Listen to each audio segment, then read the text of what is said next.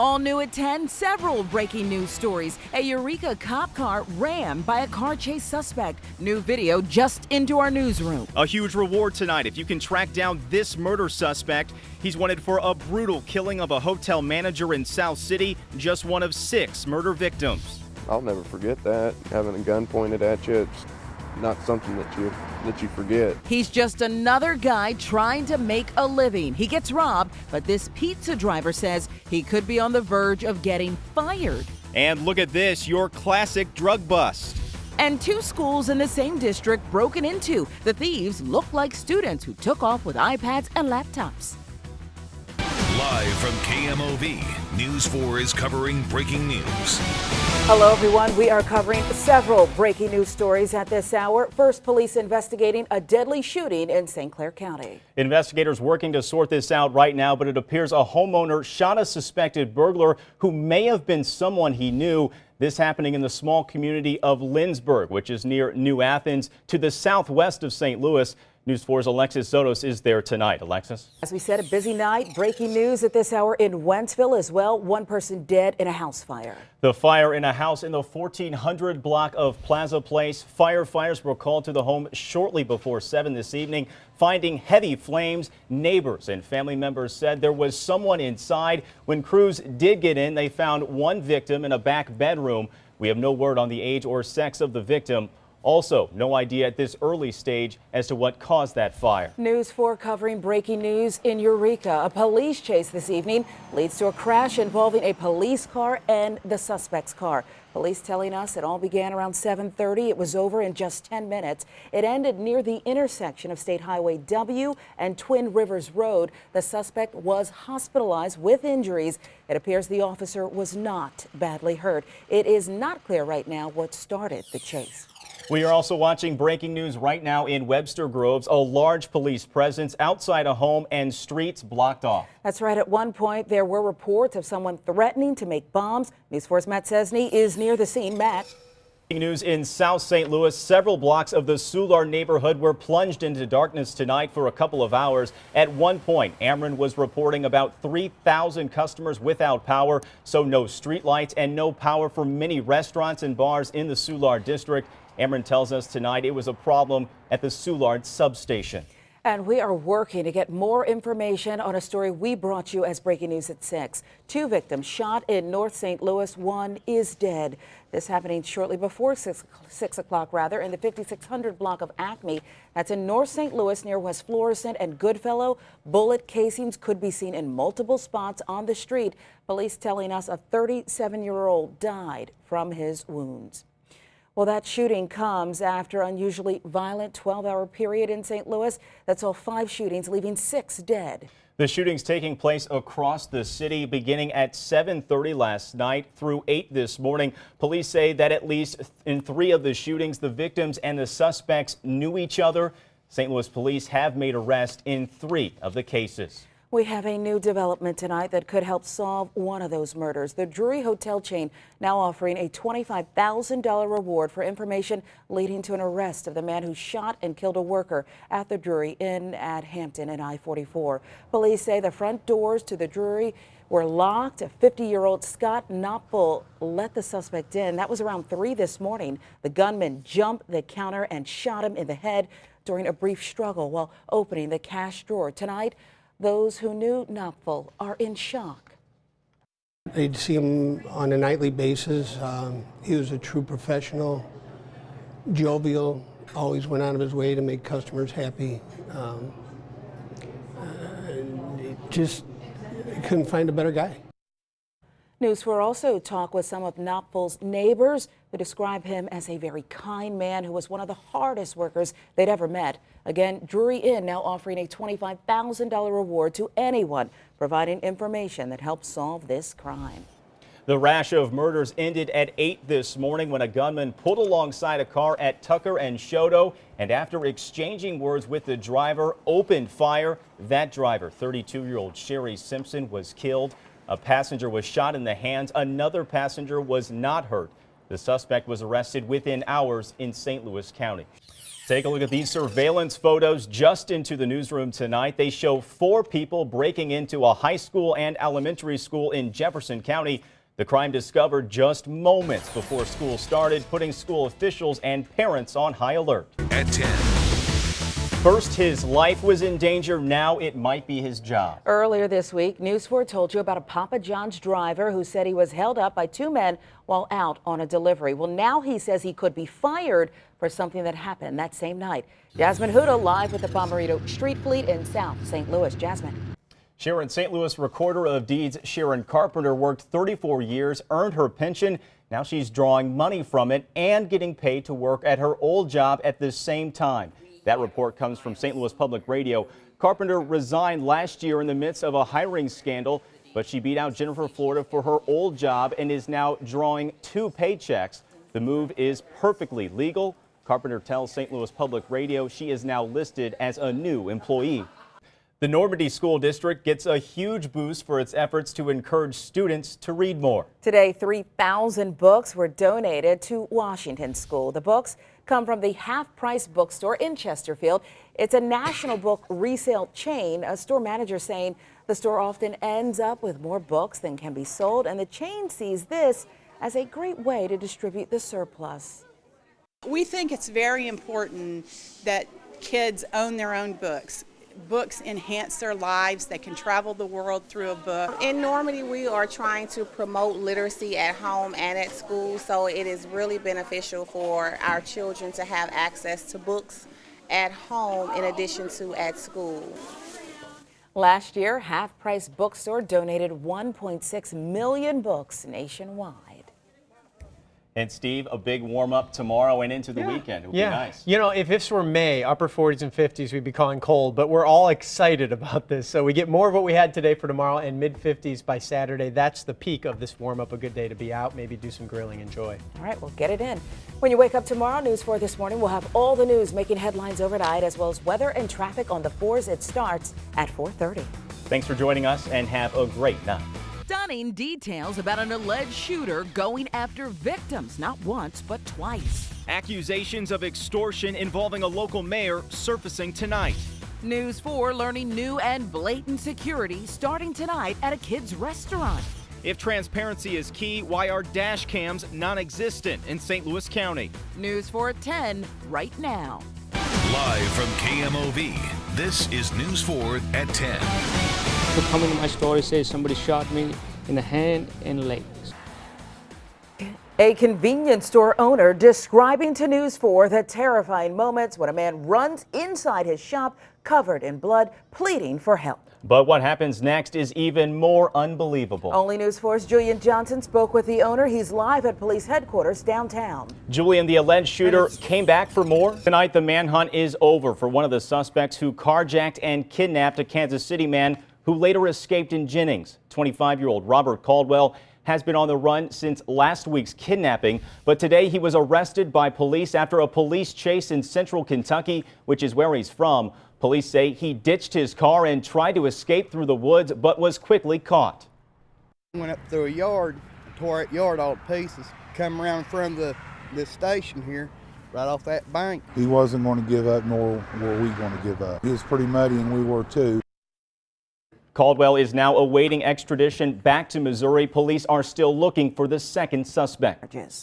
He's already facing charges of taking bribes, and now the mayor of Pine Lawn is facing new extortion charges. Sylvester Caldwell is now facing more federal charges as prosecutors claim he extorted nearly $1,000 from a convenience store. Caldwell has already denied charges that he extorted a towing company for thousands. Many have called for him to step down or be impeached, but he currently remains in office. Right now, News 4 is tracking 2 different fire cases. Both are being called suspicious by investigators tonight. We begin in Festus, where a house caught fire on Highway DD. That fire causing extensive damage to the home. but no one was hurt. A witness claims they saw a red car leave just before the fire broke out. The state fire marshal is now investigating. The second fire is believed to be arson. It broke out in Lincoln County this afternoon. We're told a fire broke out in the bedroom of a home about a half-mile north of Highway 47. Crews with 3 different agencies responded to put out the flames. No one hurt here either. A woman on scene was questioned. We've learned about that fire, and investigators believe she may have intentionally started it. Brand new security measures are being taken tonight at the St. Charles Chuck E. Cheese's, where a man was shot multiple times. Since we first brought you this story as breaking news last night at 10, Jasmine Huda has discovered that the company has hired a security guard at that location. But Jasmine, that may not be all right. Sharon, tonight the parents of a little girl in St. Charles County who was killed by their family dog are now facing charges related to the child's death. Derek Solom and Sharon Williams have been indicted on felony charges of endangering a child. Their daughter, 22-month-old Dariah Solom, died last August after being mauled by the family pit bull. The indictment claims that the couple knew the dog was dangerous after biting a child before. It's a scene that's becoming all too frequent in our area this month. Police chases ending in crashes. It's not only a danger to officers, but also innocent drivers and pedestrians out there. But when should police hold up to avoid that potential danger? News 4's Alexis Zotos is getting the answer to that question. And Alexis, in the months after Ferguson, police departments around the country have started turning to body cameras. Even police in Ferguson now have them, but the larger departments in our area are still taking a slow approach to the technology. Matt Cesny is live with the Bommarito Street Fleet in Clayton after confronting St. Louis County officials. Matt? People overseeing the police, an unprecedented effort to get a citizen review board in St. Louis, will hit City Hall tomorrow. For the first time, a group of aldermen will hold a committee meeting to discuss a possible citizen review board. Similar efforts have failed in the past, but the issue has never come before a committee. You can depend on News 4 to let you know what comes from that meeting. Here at home, a live look for you from the St. Paul GMI on St. Louis camera. Another clear night as we get a gorgeous view of the Gateway Arch. 4-1 Chief Meteorologist Steve Templeton joining us. And Steve, we're going to enjoy a little warm up tomorrow, but a little cooling trend on the way. Yeah, in fact, tomorrow is going to be the warmest day in the next 10+ days. So hopefully that makes you want to enjoy it. It won't start off warm, but we'll get there. And it's a bigger warm up, but it is brief. That's one of the things. Good evening. We begin tonight with a developing story. Charges against 3 local terrorism suspects. They are accused of supporting terrorist organizations in Iraq and Syria. Federal prosecutors say 3 suspects from St. Louis County are part of a group of 6 Bosnians who are facing charges. They are accused of providing money and military materials to ISIS in Syria and Al-Qaeda in Iraq. The other suspects lived in New York and northern Illinois. It's something that you just kind of get caught off guard by it. It makes you sort of feel less safe, but as we all know, we got to go out and just kind of be ourselves and not really try to let it bother us, but knowing that it's a few doors down from your own kind of makes you wonder. The community in St. Louis is responding to the arrest. In a statement to News 4, a spokesperson for St. Louis Bosnians, Inc. says the St. Louis Bosnian community condemns any alleged acts or support of terrorism, domestic or international. As a part of the St. Louis community, we are committed to making our city and county safe for everyone. The Bosnian community in St. Louis has faith in our legal system to fully investigate and resolve the current situation. Tonight, police in O'Fallon, Illinois are searching for the man they say randomly attacked a woman on her front porch.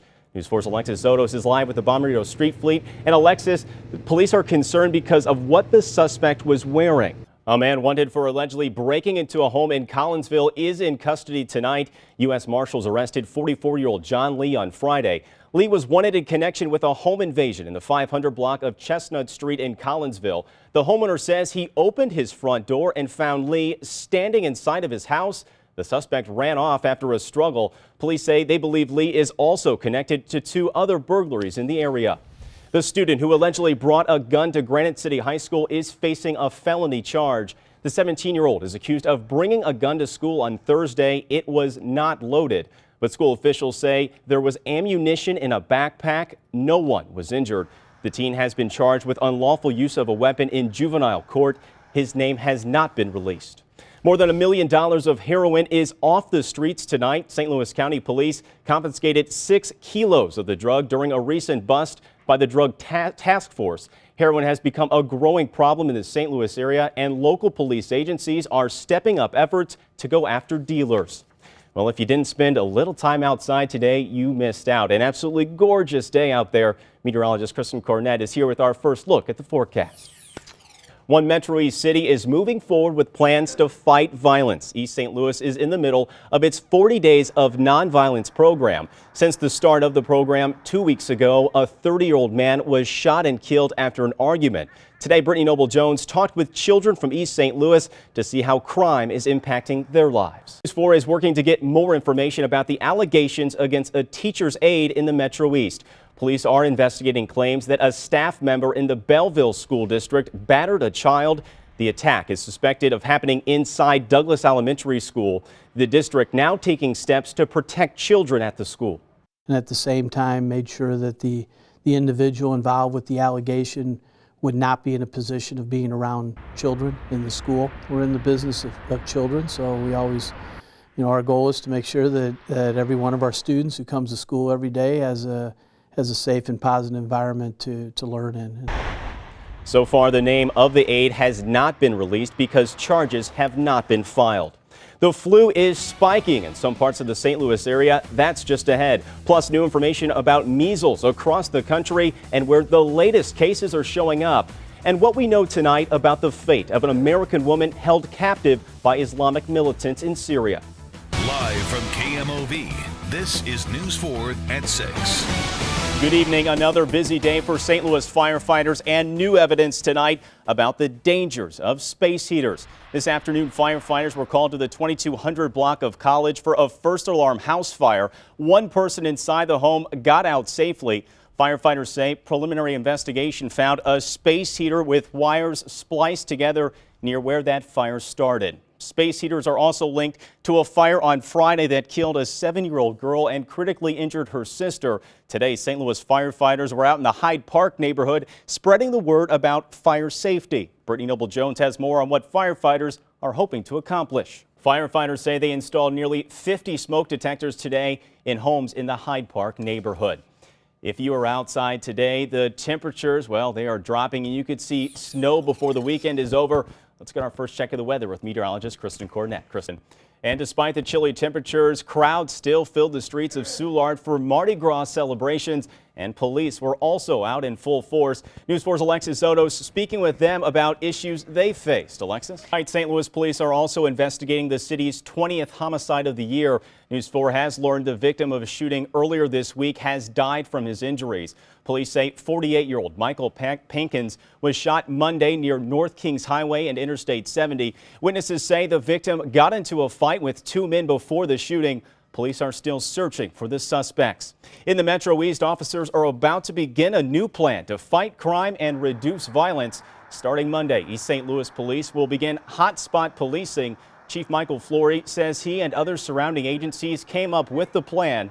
The initiative will start in East St. Louis before moving to Allerton, Washington Park, and other high-crime areas. Elected leaders in St. Louis are giving their approval to a plan that would allow the city to use eminent domain to buy up homes in North St. Louis. Yesterday, the Board of Aldermen voted 17-11 in favor of the plan. It's all in an effort to get the National Geospatial Intelligence Agency to relocate in North City. We spoke with some homeowners in the area who say they're going to fight against being pushed out. There are those that there is no dollar figure. The heritage and all we have in our home, we want. And I don't feel that it's right for it to be taken from me. The NGA is still looking at other sites in Fenton, Melville, and St. Clair County. It's not expected to pick a location until sometime next year.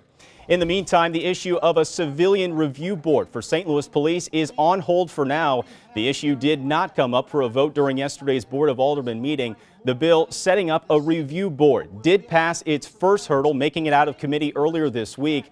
The aldermen could take up the issue again in April.